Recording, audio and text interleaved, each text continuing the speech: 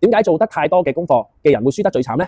你每日花3個鐘頭睇新聞、讀財報表啦、上論壇，功課做到足，但係咧你個倉仲要輸錢嘅。對於投資咧，努力唔一定有回報㗎，有時候仲會變到負回報。今日我就話你知點解做得太多功課反而會令你輸得更慘，因為你中咗資訊過載呢個毒啊，而你完全唔知道。你以為做功課幫到你，其實佢係3個方面毒害緊你嘅決策啊。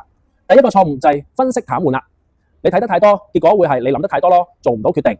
真實嘅場景係點呢？你想買 DBS， 睇完10個分析師嘅報告，5個話買，3個話賣走佢，2個話繼續持有，再睇20條新聞，有利好，例如係加息啦，有利淡就係經濟衰退喎。最後個結果係點呢？你就會驚買錯，於是就係咩都唔做啦，眼白白睇住 DBS 升咗10%，然後你先會後悔拍大髀喎。太多資訊咧，反而令你唔會更清晰，而且咧會令到你更加混亂。今集講咗第一個錯誤，下集話俾大家知第二個錯誤係咩啦。記得 follow 我哋，開埋右上角嘅鐘仔，下集我繼續同大家分享啦。想知道嚟緊嘉 Sir 點樣部署指數，加入我哋免費投資交流群組，一齊升 level。